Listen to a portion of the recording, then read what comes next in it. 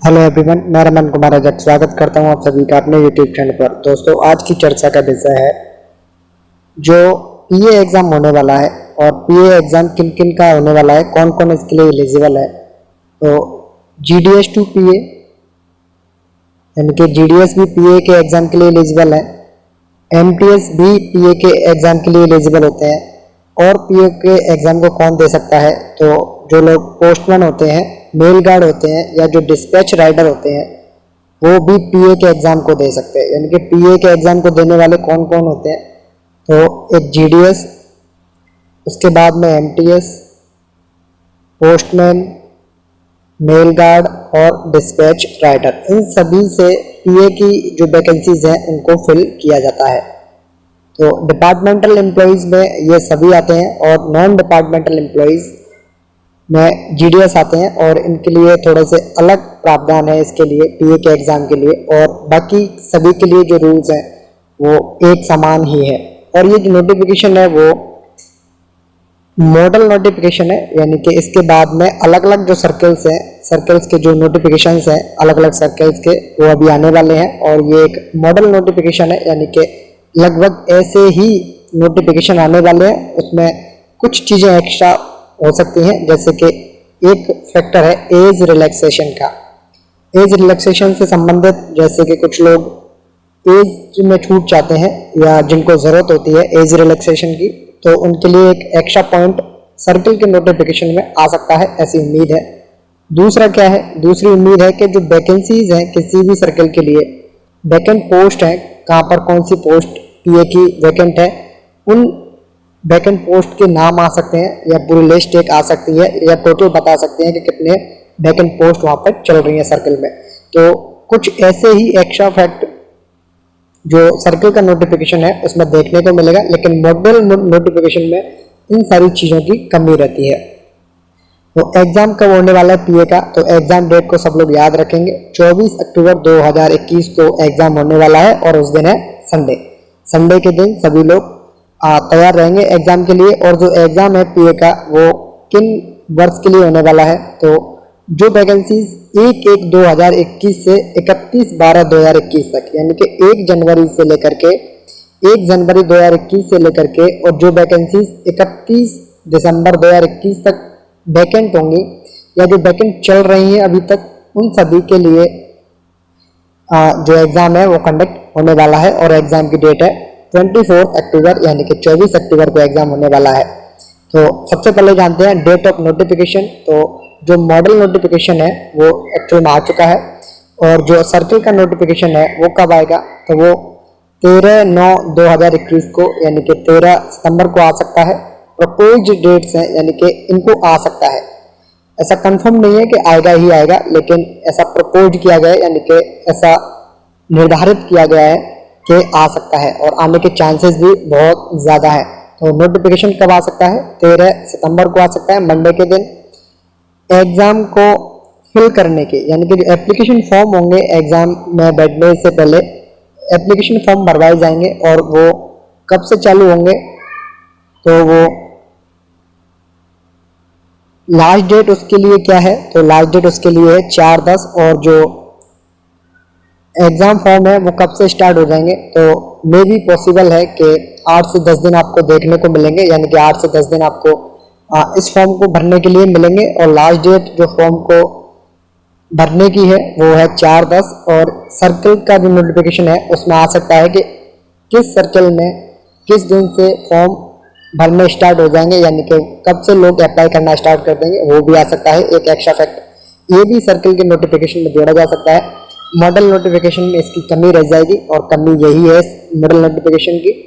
इसमें last date दी हुई है कि फॉर्म को कब तक भर सकते हैं, लेकिन ओपनिंग कब से होंगे, फॉर्म भरना कब से स्टार्ट होगा, ये नहीं दिया हुआ है। तो लास्ट डेट को याद रखेंगे कि 4/10/2021 के बाद किसी भी सर्कल का जो नोटिफिकेशन आएगा उसके फॉर्म है वो अप्लाई नहीं होंगे 4/10 के बाद में, यानी कि 4 अक्टूबर के बाद में।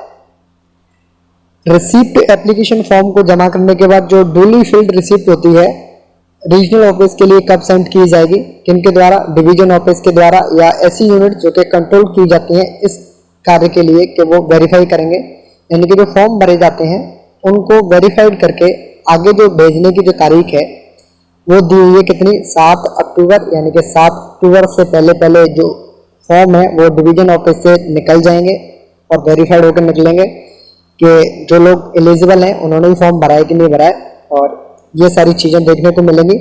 और उसके बाद में है receipt of duly filled in application form at the circle office. यानी कि सर्किल ऑफिस तक कब पहुंचेंगे ये फॉर्म, तो सर्किल ऑफिस तक पहुंच जाएंगे ये 11 तारीख तक। यानी कि रीजनल ऑफिस से कब निकलेंगे, 7 तारीख के बाद से निकलेंगे ये फॉर्म, और वहां से जाने के बाद में ये पहुंच जाएंगे सर्किल ऑफिस में। सर्किल ऑफिस में नोडल ऑफिसर के पास में पहुंच जाएंगे और ये 11 अक्टूबर तक पहुंच जाएंगे।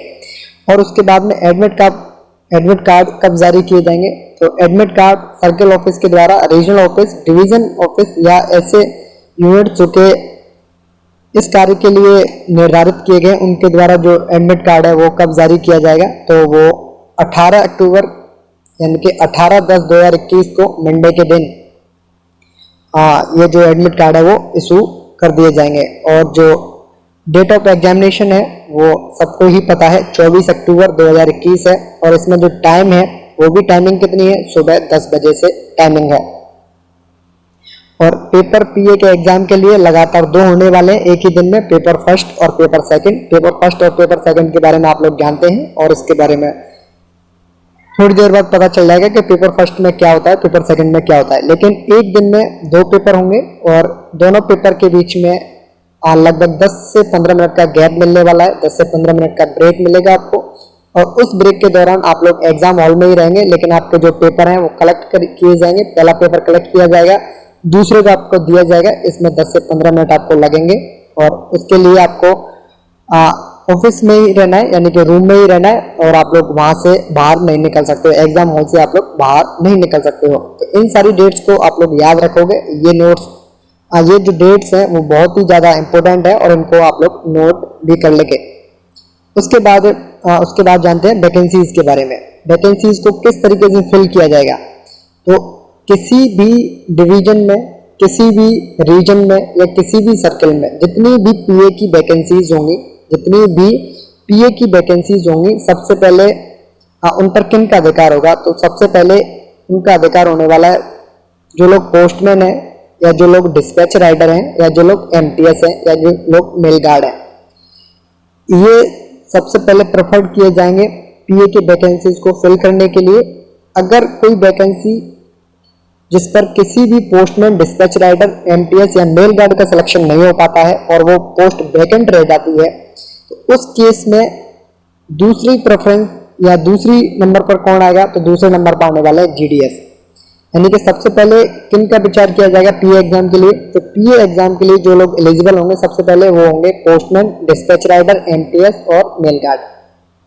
उसके बाद में दूसरा हक किनका है, दूसरा हक है जीडीएस का। अगर वैकेंसीज वैकेंट रहती हैं तो उसी केस में ही जीडीएस को दी जाती हैं।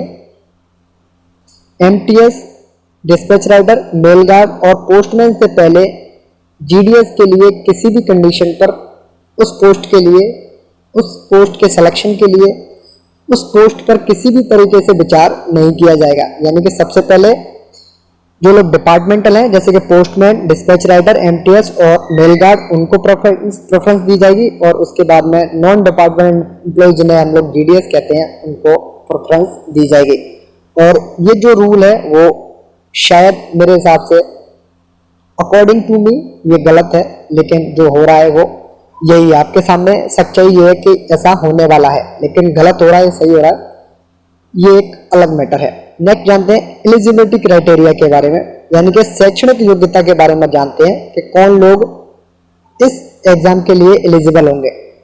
तो जो लोग 10+2 यानी कि 12th पास जो लोग होंगे, चाहे वो किसी भी यूनिवर्सिटी से हो या किसी भी बोर्ड से हो, इस बात पर विचार नहीं किया जाएगा। सिर्फ और सिर्फ एक ही बात पर विचार किया जाएगा कि वो 12th पास होने चाहिए। यानी कि जो लोग पीए का एग्जाम देना चाहते हैं, चाहे वो जीडीएस हो, पोस्टमैन हो, डिस्पैच राइडर हो, एमटीएस हो, मेल गार्ड हो, उन सभी के लिए 12th पास होना कंपलसरी है।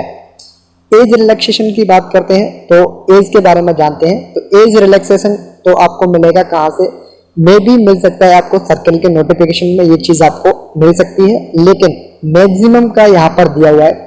मैक्सिमम 30 साल का व्यक्ति, यानी कि जो लोग 30 साल से कम के हैं वो तो एलिजिबल होंगे ही इस पीए के एग्जाम के लिए, यानी कि जो लोग इससे ज़्यादा के हैं और एज रिलैक्सेशन के पीरियड में आते हैं उनके लिए जो सर्कल का नोटिफिकेशन आएगा उस समय ये बातें क्लियर हो जाएंगी। इस मॉडल नोटिफिकेशन से ये बात यहाँ पर अधूरी रह जाती है। सर्विस एलिजिबिलिटी के बारे में जानते हैं कि कौन लोग इसके लिए एलिजिबल होंगे। तो जो लोग पोस्टमैन हैं, डिस्पैच राइडर हैं, मेल गार्ड हैं, उनके लिए 3 वर्ष का समय होगा और एमटीएस के लिए होगा 5 साल का समय। इनके must have put in minimum service of 5 years as on first day of the January of the year to which vacancies pertain to, यानी कि जिस साल के लिए वैकेंसी निकलेंगी, यानी कि ये वैकेंसीज हैं 2021 के लिए, तो 2021 का जो पहला मंथ है और उसकी जो पहली डेट है यानी कि 1/1/2021 को 1 जनवरी 2021 को जो लोग 5 साल की अपनी रेगुलर सर्विस कर चुके होंगे वो लोग इसके लिए एलिजिबल होते हैं। एलिजिबिलिटी क्राइटेरिया यही है और एमटीएस के लिए अलग है, पोस्टमैन के लिए अलग है। Pattern and syllabus of examination, इसके बारे में आप पहले से ही परिचित हैं। जिन लोगों को नहीं पता है उनके लिए अभी थोड़ी देर में बता देंगे कि पैटर्न एंड एग्जाम सिलेबस है वो किस तरीके से होने वाला है।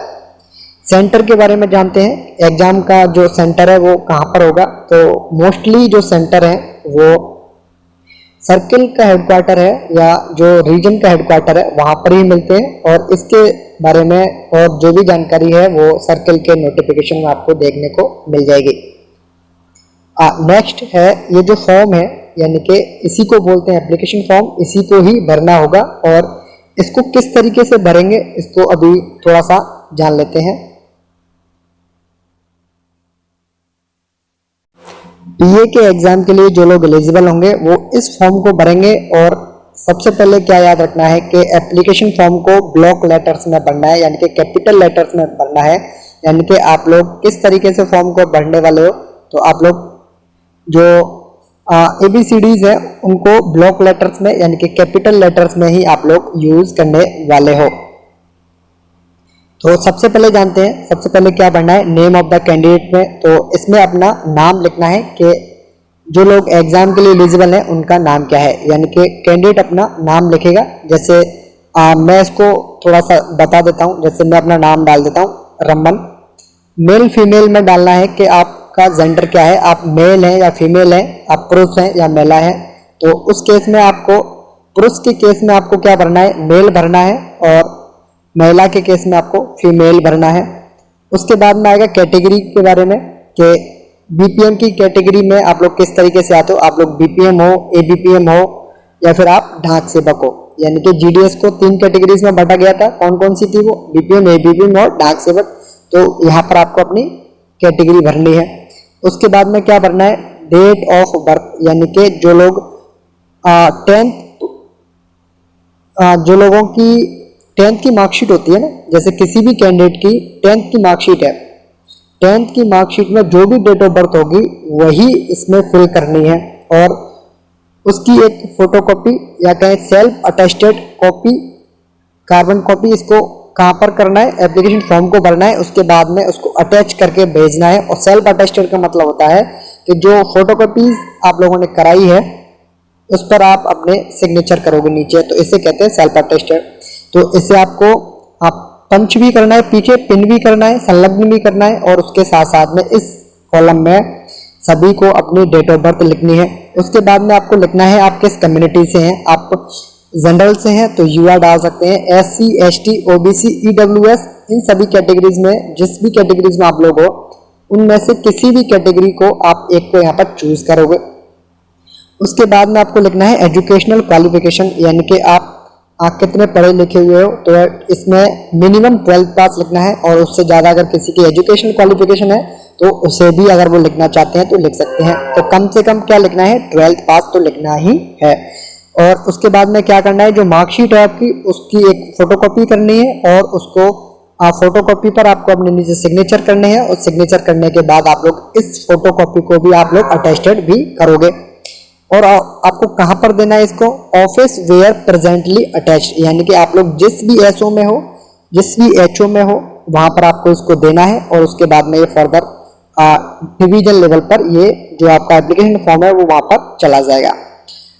और आपको इसमें क्या भरना है, 8वें नंबर के कॉलम में date from which continuing in GDS engagement. Basically इसमें क्या है, जैसे डेट ऑफ ज्वाइनिंग जो होती है उसके 2 वर्ष बाद में एक लेटर आता है रेगुलर एंगेजमेंट वाला। तो जिस दिन आपको रेगुलर किया जाता है ना एज ए जीडीएस, इसमें वो वाली डेट भरनी है, date from which continuing in GDS engagement, आपको वो वाली डेट भरनी है। और 9th नंबर के कॉलम में क्या भरना है, length of engagement rendered as GDS as on 1 January of vacancy year 2021। इसमें लिखना है कि आप लोगों ने 1/1/2021 तक आपकी सर्विस है वो कितने महीने की हो गई, कितने दिन की हो गई और कितने साल की हो गई, इस तरीके से बनना है। जैसे कि कुछ लोगों की सर्विस 5 साल से ज्यादा की है तो वही लोग इसके लिए एलिजिबल होंगे, जीडीएस तो मेनली वही एलिजिबल है।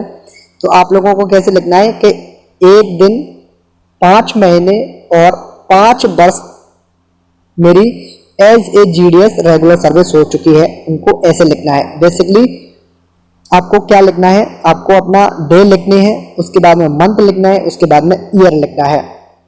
और इसमें लिखना है आपकी एज, यानी कि 1 जनवरी 2021 तक, 1 जनवरी 2021 तक आपकी जो डेट ऑफ बर्थ है ना उसको काउंट करना है कि आप कितने दिन के हो गए, आप कितने दिन के हो गए। सबसे पहले ये लिखना है, जैसे सबसे पहले लिखना है ईयर, कितने साल के हो गए। जैसे कोई कहेगा कि 25 साल के हो गए, 25 साल 6 महीने और 4 दिन का अगर कोई व्यक्ति हो जाता है तो उनको इस तरीके से लिखना है, यानी कि सबसे पहले साल लिखनी है कितने साल के हो गए, उसके बाद लिखना है कितने मंथ के हो गए हो, उसके बाद लिखना है कितने दिन के आप हो चुके हो 1/1/2021 तक। ये आपको ऐसे अपनी डेट ऑफ बर्थ नीचे इस वाले 10th नंबर के कॉलम में लिखनी है।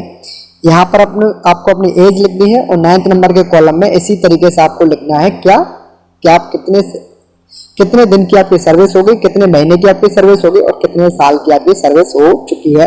ये सारी चीजें आपको लिखनी है। 11th नंबर के कॉलम में क्या लिखना है, whether any penalty is in currently or disciplinary proceeding pending, if yes detail there of. Basically ये है कि अगर आपने कुछ गलत किया है या आपके ऊपर कोई केस है, यानी कि ड्यूटी से संबंधित आपने कुछ भी इनडिसिप्लिन किया है, तो उससे संबंधित अगर कोई आपके ऊपर केस चल रहा है, चाहे वो डिवीजन लेवल पे हो, चाहे सर्कल लेवल पे हो, चाहे किसी भी लेवल पर हो, अगर है तो आपको यस लिखना है और उसके बाद में उसकी डिटेल्स भी लिखनी है। और मोस्टली लोगों पर ऐसे केसेस नहीं होते हैं तो आपको सिंपली नो लिखना है। नो लिख करके आप लोग या नील लिख करके आप लोग भी आगे जा सकते हो।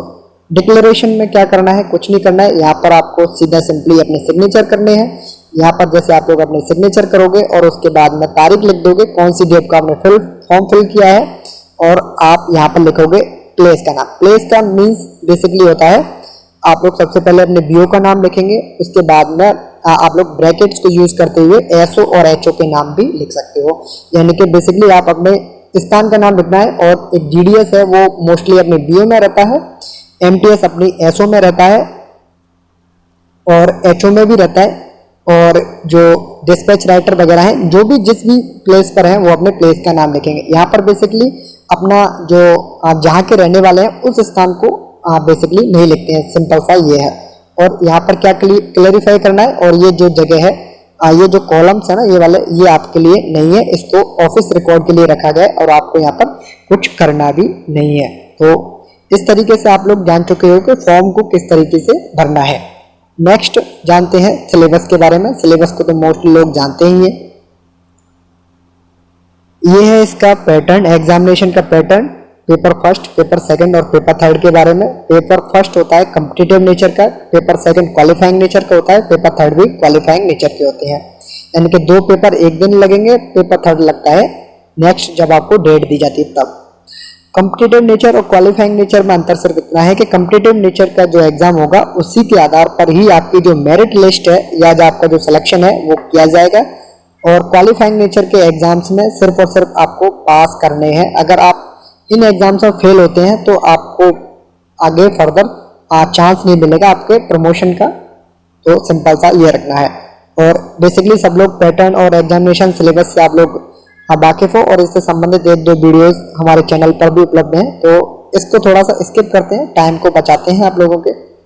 और थोड़ा सा पेपर थर्ड के बारे में जानकारी दे देता हूँ। पेपर थर्ड में आप लोगों को क्या करना है, पेपर थर्ड में आपको डाटा एंट्री करनी होती है, यानी कि कंप्यूटर टेस्ट होता है, डेस्ट जिसे बोलते हैं, डाटा एंट्री स्किल टेस्ट जिसे डेस्ट बोलते हैं।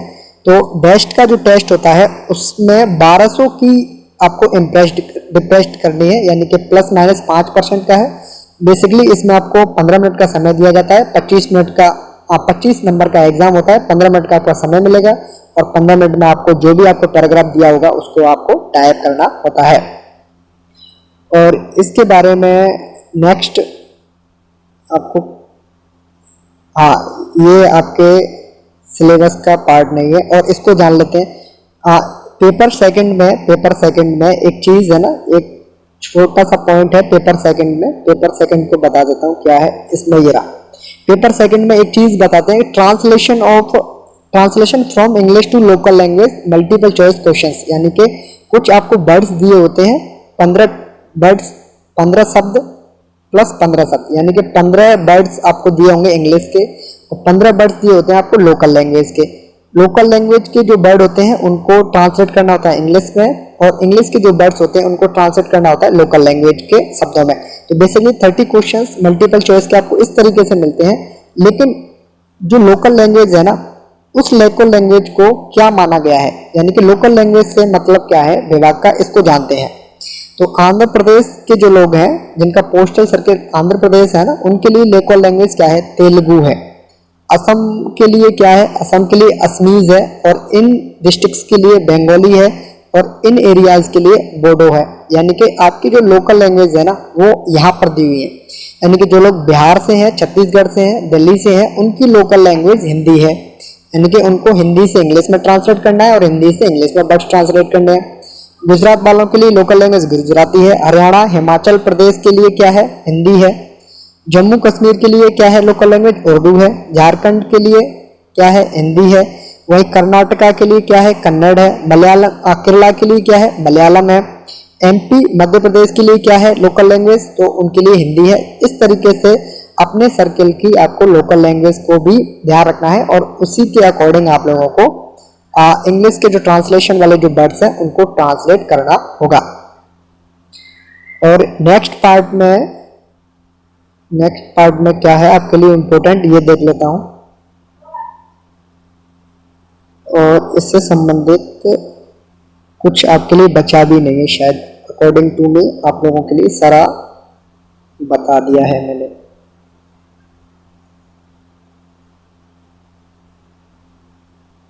हाँ, फाइनली एंड हो गया इसका, और इसी नोट पर इस वीडियो को करता हूं मैं एंड। ये है अंत इस वीडियो का।